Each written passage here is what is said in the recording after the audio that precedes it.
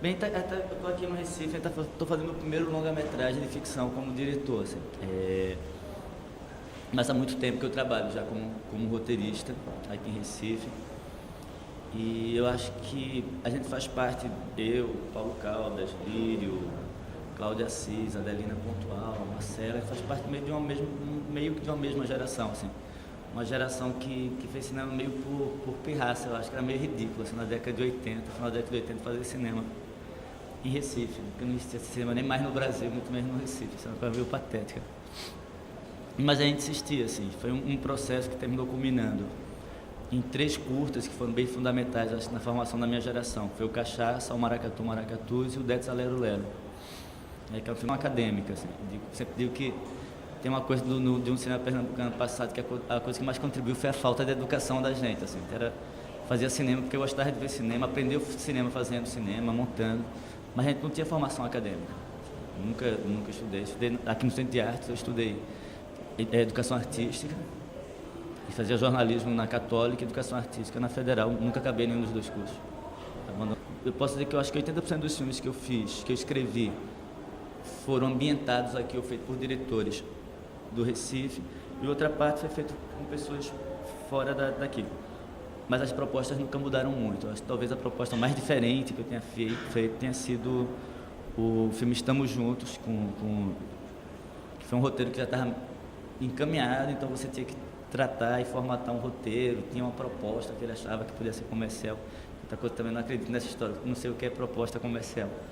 Mas, assim, fui lá e fiz, mas fora isso, assim, todos os trabalhos foram muito próximos, muito autorais, no sentido de fazer aquilo que a gente quer, da forma que a gente pretende.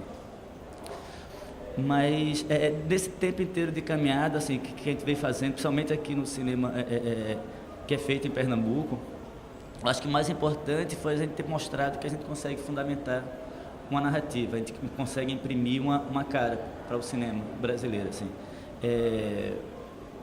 Eu acho que eu não tenho nenhum motivo para não reconhecer. Eu acho que hoje o cinema que se faz em Recife, em Pernambuco, é um dos cinemas mais instigantes do Brasil. Assim, talvez isso não queira dizer muita coisa, mas para quem está dentro do cinema sabe que isso quer dizer coisa pra caralho, assim. Pele Perfumado, por exemplo, foi lançado em 1997, comercialmente. E a gente está falando de bilheteria, não está falando de público, o público é bem maior, mas de bilheteria ele fez 150 mil espectadores. A gente tinha 9 cópias para passar, então é um público muito grande para o número de cópias. O Amarelo Mango fez aproximadamente 150 mil, o Cinemas Meninos Urubus fez 150 mil. Então é uma prova de que a gente consegue colocar os filmes da gente no cinema e consegue, né, bancar uma história, bancar um diálogo. E durante todo esse processo teve uma renovação dessa linguagem do cinema pernambucano. Acho que tem uma pessoa que é bem importante nessa ponte, que eu acho que é Kleber Mendonça, porque Kleber Mendonça, assim, ele quase pertence a uma geração e a outra, assim, ele nem é da nova geração, nem é da geração da gente, mas ele está ali no meio. E eu acho Kleber brilhante, assim, gosto muito de Kleber como crítico, por exemplo, assim, mesmo discordando de um monte de coisa que ele fala, eu adoro ele escrevendo. E gosto muito de Kleber como cineasta, assim, tem um apuro, e acho que ele foi muito importante, sabe, de fazer essa junção entre o cinema que ele acreditava, que ele fazia, que ele já pensava muito antes de estar realizando alguma coisa, entre essa geração, que é a geração mais velha, que é a geração da gente, com esse pessoal mais novo, assim. Eu acho que é uma figura super importante. Durante todo esse processo, assim, o meu primeiro filme de longa-metragem, fiz alguns curtos, dirijo bastante coisa para TV, coisa documental. Mas o primeiro longo que eu fiz foi um documentário, que eu não faço muita distinção entre documentário e ficção, mas não era nem um documentário, na verdade era um exercício narrativo, que era Cartola, que é um filme que eu e Lília dirigiu junto. E agora chego no Tatuagem, né? O Tatuagem, como filme, ele tem uma coisa que é bem, para mim, é muito importante, assim. Ele é um filme que se passa no ano de 1978, assim. Eu não sou uma pessoa saudosista, não tenho nenhuma saudade de 1978. Na época eu tinha 13 anos, mas naquele momento era um momento que eu comecei a ser meio autônomo, assim, quando eu comecei a ter vida própria. Tipo, aos 16 anos eu já morava só, tipo, aos 15 anos eu já vivia na farra, aos 14 eu já fumava e bebia. Tudo começou bem cedo, era bem ridículo. Mas aos 13 anos eu já era dono do meu nariz, basicamente, assim, já fazia o que queria. Então, foi um momento que as portas meio se abriram para fazer as coisas. Então, isso tem um dado importante. E outra coisa também importante que eu acho É porque em 1978 o Brasil ia dar certo, assim. O Brasil ia dar certo em 1900, o Brasil ia dar certo em 1930, o Brasil ia dar certo em 1950, o Brasil ia dar certo em 64, nos anos 70 o Brasil ia dar certo, em 78 o Brasil também ia dar certo. Estava acabando a ditadura, tinha uma abertura e tudo ia ser lindo e tudo ia ser maravilhoso. E o Brasil parece que nunca sai do mesmo lugar, por isso toda vez que falo que o Brasil tá dando certo, eu fico, ai caralho, daqui a pouco vai dar errado tudo outra vez. Você dá um medo, um frio na espinha. Assim, ele é um olhar, uma construção utópica do passado, porque na verdade é um filme que ele tem que estar se projetando para o futuro. É tipo, o que é que as pessoas pensam no futuro? O que é que vai ser os anos do século XXI, em 1978? Então, uma construção de toda essa perspectiva, esse aguardo, um aguardo filosófico, não um aguardo tecnológico. Assim, tipo, eu, quando era criança, por exemplo, achava que nos anos 2000 a gente ia ter calçada rolante, tipo, tecnologia basicamente ia ser ócio, que foi minha vida inteira foi isso, essas máquinas vão trabalhar para a gente parar de trabalhar, mas elas só fazem a gente trabalhar mais, eu trabalho o dia inteiro, sem carta, e-mail, entre qualquer local, toda hora estão pedindo para você fazer alguma coisa, um saco isso, assim, e eu achava que a gente ia ficar deitado na cama, bebendo e as máquinas resolvendo a coisa para a gente, mas não foi bem o que se realizou. E o tatuagem é isso, assim, na verdade um exercício de linguagem sobre perspectiva de construção de futuro, né, de construção do que pode ser utopia.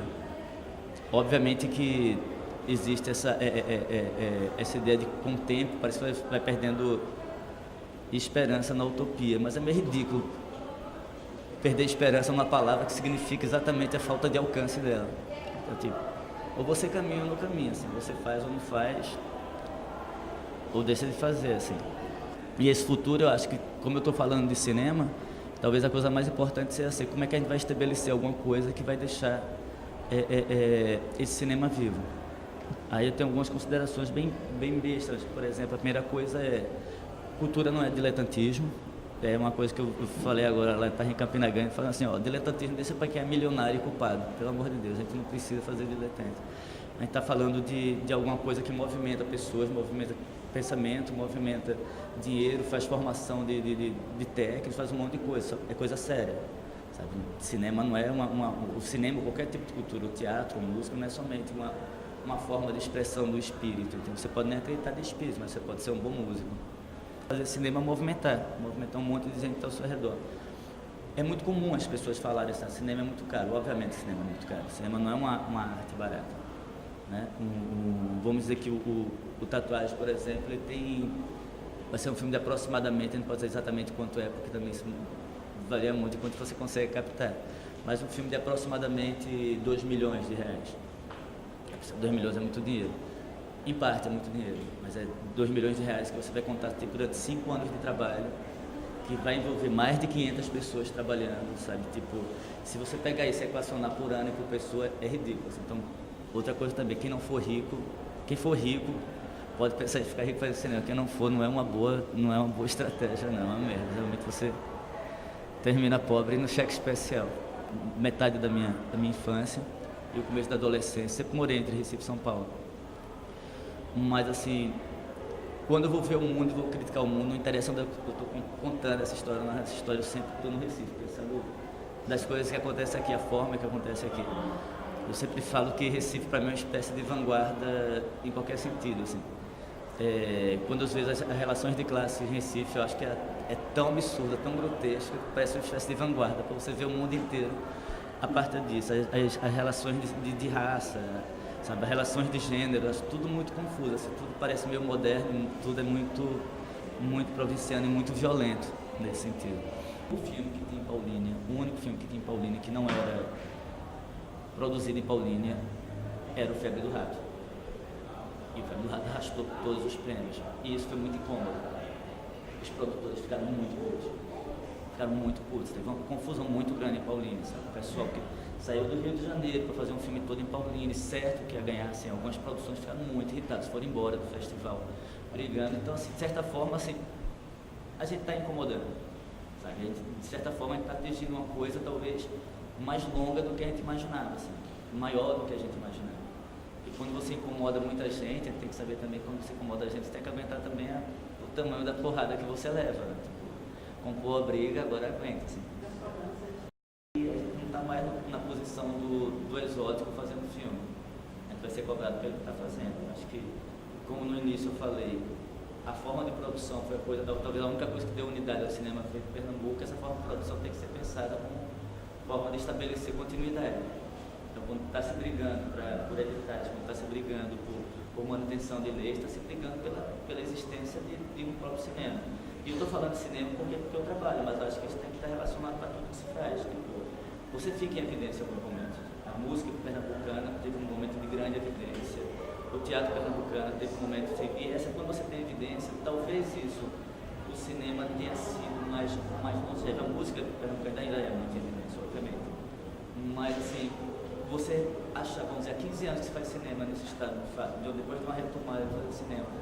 E ele continua com o impacto e intensidade, ou seja, talvez a gente tenha criado uma forma muito interessante de manifestação e tenha conseguido sintetizar outras coisas em volta disso. Agora, você tem que saber que, para manter isso que a gente está fazendo, a gente tem que montar estratégia, que essa estratégia significa perder tempo em reunião, discutindo como conseguir, como fazer, porque também é muito fácil perder essas coisas muito rapidamente, é tirado do seu pé. E eu acho que esse momento de tirar do seu pé está muito próximo de acontecer, porque as pessoas funcionam com corporativismo. E quando você tem uma pedra, sabe, um tabuleiro, por exemplo, que está fora dessa sensação de corporativismo que as pessoas têm, você pode ser punido por isso. O Haiti, por exemplo, é punido até hoje, que foi, teoricamente, o primeiro governo negro, e ele foi punido de um jeito bárbaro para aprenderem que negro não podia tomar o poder. Obviamente, são um milhão de coisas em volta disso, mas a primeira coisa que fizeram foi a punição. E a gente pode sofrer punição por conta disso, está tirando dinheiro de alguma forma, está deixando de fazer as pessoas ganharem dinheiro, porque eles achavam que ganhavam muito facilmente.